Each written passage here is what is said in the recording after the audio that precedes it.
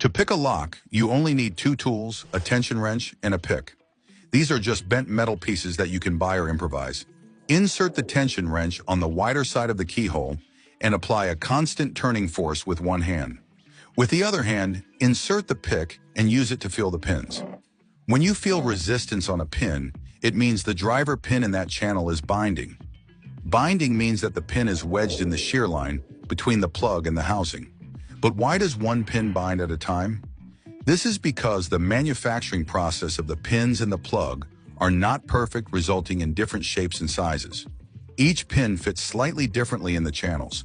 The binding pin is the tightest fitting and is hard to lift with the pick.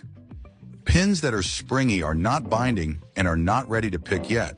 Once you identify the binding pin, push the key pin with the pick until you hear or feel a click.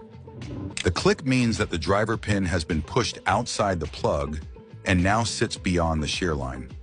This pin is said to be set. The key pin will also be loosely moving in the plug because there's no force from the spring anymore. Once one pin is set, another pin becomes binding. Here pin 4 is springy, so it's not ready to be picked.